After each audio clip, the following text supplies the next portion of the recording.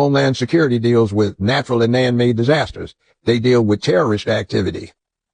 Where does it come in to deal with sexual misconduct? That's the FBI, who came into existence to get Jack Johnson and set the foundation for the Mann Act, which was taking women across state lines for illicit purposes. They wanted to get Jack Johnson because he had a white wife and he took her with her friend girls across state lines to party. That's what they went after R. Kelly with. The Mann Act most recently. That's the FBI. So what are they investigating? Supposedly sexual misconduct? Why the hell do they have Homeland Security doing the search warrant when the FBI is just attending and watching? That's FBI business.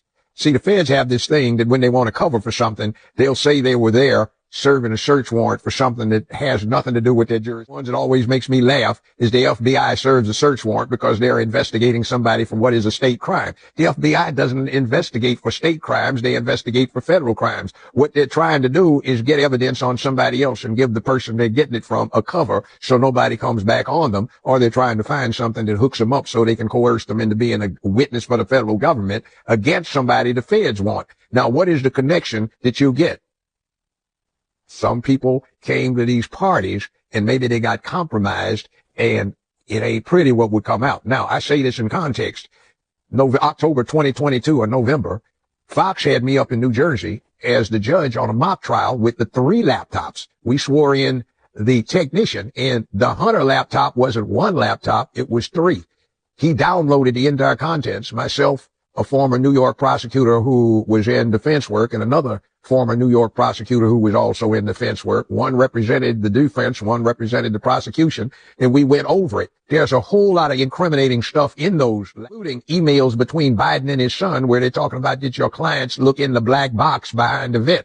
Did they like what they saw? Those classified documents. And also, from what I was reading, one of the things about why the classified documents weren't turned over to the archivist is because they had incriminating evidence against the Biden-Obama administration. So why turn the evidence against the crooks over to the crooks so they get control? That's the same thing also that was suggested from those laptops, that something was going on that Diddy had some information on that they wanted to get out of his hands. So why do you serve a search warrant on one of 2 houses sitting on the same lot? What do you think Diddy should do? Do you think he should try to get out the country? Or like, what would you do if you was him? They can get him. I don't think he's going to need to go get out of the country. I wouldn't say that. I would say no, they aren't after him. They got what they wanted, which from what I read on the laptops, the downloaded laptops, the downloads of the laptops, they wanted to get from him incriminating evidence against certain other people. And it wasn't Donald Trump.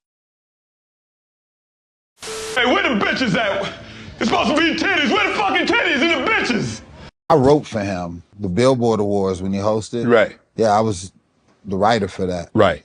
And to be honest with you, the times that we had was some of the most inspirational moments I ever had with a guy. I don't know how many billionaires you hang out with. Mm-hmm. None. They slide a little different. Yeah. They slide a little different. You know what I mean? And seeing how he got down was so inspirational to me and that shit was never happening. I mean, wasn't all of that shit that everybody talking about.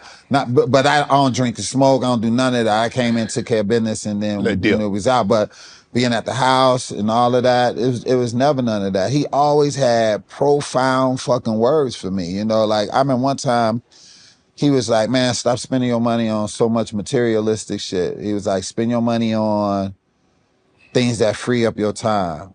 He was like, you want to be the freest motherfucker alive. He was like, spend your money on drivers, people clean your house, doing these things, because the more time you have free, the more time you got to think about making money and create. He was like, so spend your money on that. He was like, 2 hours in traffic is 3 meetings. Right. Or some sleep.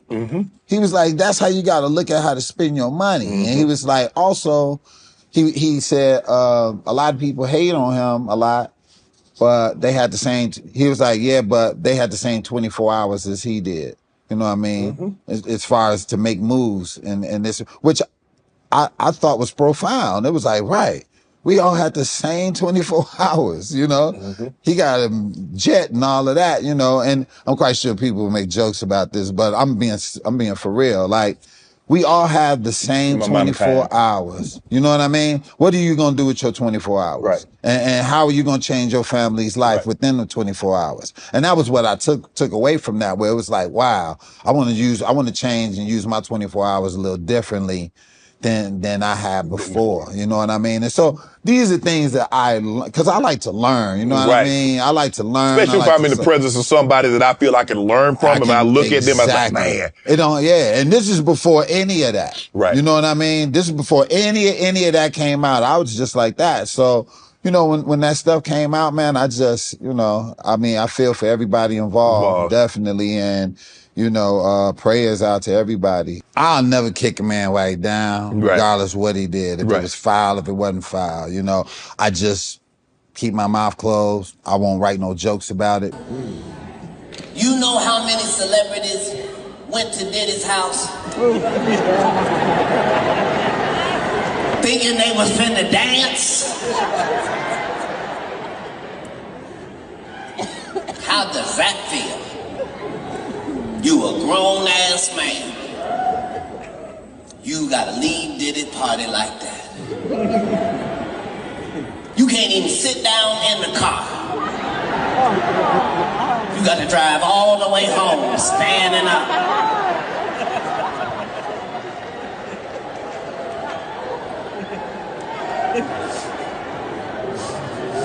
Whew. Can't roll the window down.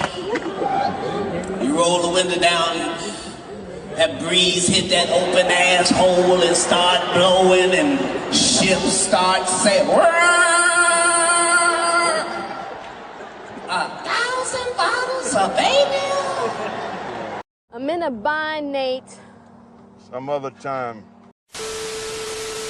So his family's there in full support of him. I was just taken aback by them making noise about the video being leaked, because I was like, how the hell is that going to help him? But in the end, when you really think about it, it does kind of help him in the court of public opinion, because whenever a black man is being prosecuted and we think that the government has done something salacious or unethical in their pursuit of him, we gonna side with him, at least to a degree, in terms of pointing out the kind of lengths they will go through to take him down. We're also hearing that they're coming with additional charges down the pike. This is just the start. It ain't the finish line. But by doing this, their belief is that that's going to help him in the court of public opinion. I don't know if they're wrong. They might be right about that. But they especially win if they get that tape removed and it's not allowed to be seen by the 12 jurors that's going to be assigned to decide whether or not he's going to jail for 20, 25 years, to 40 years, the rest of his life, or whether he's going to be made to be a free man. He still ain't been let out on bail. If I remember correctly, a judge was removed from the case and a different judge came about. Still ain't removed from jail. They still haven't granted him bail. But this revealing of the tape and the accusations that it was leaked by the government to assist the prosecution. Well, they are the prosecution, the government. It does make sense. It might not be that bad of a strategy. And if you can get that tape removed, they don't have to see what he did to his ex-girl. It's interesting. No way is she going on stage. You admit that you have slapped Tina before, but why, Ike? She would be walking around looking sad, with a lip drop, and I keep asking her, "And what is the matter with you? What's wrong?" And it's always nothing. And it would go on for a day or two till finally, why the don't you? And then this is where I would slap her or something. Then she would change her mood or attitude or something. Did you see something like wild at a Diddy party? Yes. Truthful. But it wasn't like nothing crazy because I wasn't there that long. But like motherfuckers just doing coke mid combo, I ain't never experienced no shit like that. I was wild. I was like, what the fuck? I went to my friend, the friend that I went with, I was like, I ain't gonna lie, I don't like this. I'm about to go. I called the car. And mind you, it was so crowded to get up there, so I had to walk down the hill to my car by my fucking self. But yeah. Are you still friends with the person you went to the Diddy party with? No. I'm selling cooch. I'm selling cooch. I'm selling cooch. I'm selling. Okay. A lot of shit pissed me off. Like we got Diddy going to trial, you know. He got so much shit going on, it's crazy. So Diddy's getting sued by another dude. They're talking about he's supposed to be raped him in a Macy's store, orally. Yeah, pause. I know. No Diddy, I know. It's a lot going on.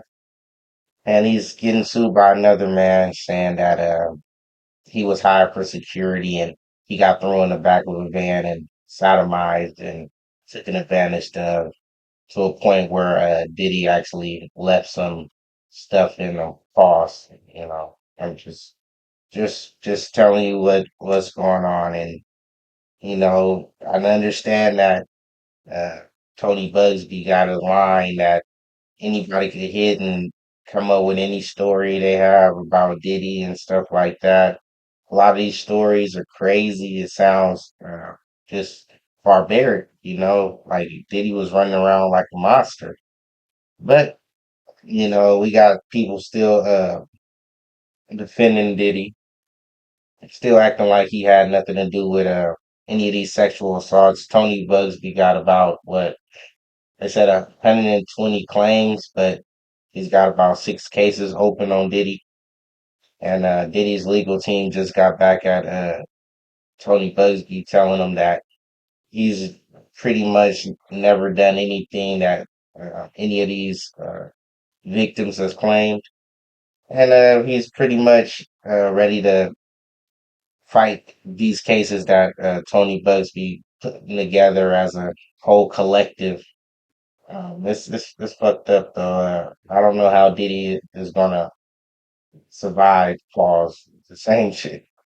Surviving Diddy. They coming out with a whole documentary. So yeah, go check that out on Netflix. It's fucked up. Anyway, I don't know how Diddy is gonna be able to fight these lawsuits from behind bars and you know actually keep hold of everything. He's got to have some trusted people on his side that's not going to drain his money. That's going to look out for him, make sure he's taken care of and stuff. I know he got plenty of royalties and shit like that coming in still from different cases that he won and stuff like that. But at the end of the day, he's got a lot of bills he's got to pay, and a lot of people looking to cash in on this cash cow that might have done some illegal things to somebody and put certain people in compromising positions and using his power to actually manipulate and have his way with people. So it's fucked up that people stay hungry and they trying to find a way out and end up getting manipulated and taken advantage of, by monsters like this. People gotta choose what they want. They want morals or money. You want to keep your morals and you want to have some money. And a lot of times people choose the money route and then choose the suit at the end of the day. So it is what it is. But if you were taken advantage of, slapped upside the head with a gun and a pistol pointed at you and all kind of shit like that, then for sure he needs to be prosecuted. And I think he should have been prosecuted the day of or when the event happened. But a lot of these events did happen, and after years, they haven't been addressed until now. So it's a lot. It's a lot, and I understand that certain victims don't want to just come out and say they're victims of Diddy and what they've been through with Diddy and stuff like that. So it's understandable that everything could be just flooding out now, that people are comfortable now that he's locked up and he can't do anybody any harm. Like, that's probably why the judge kept him in jail because he was calling the victims and making sure they weren't going to do any statements and stuff like that. So it is what it is, man. He's got a lot of shit going on. He's got a lot of cases to fight. We don't want to see black people go through the legal system unjustly, and that's all people for real. We don't want to see nobody, but we know they do railroad black people, and uh, plenty of people been persecuted on shit that they never did, and it is what it is. But these cases and these allegations is really just civil matters. A lot of these criminal things is just with Cassie and the latest stuff about what, like 4, 5, 6 years ago. So that's being prosecuted. The other shit is civil suits that he has to deal with cash. So it is what it is, man. Silence acceptance, and we ain't having it. Like, comment, subscribe.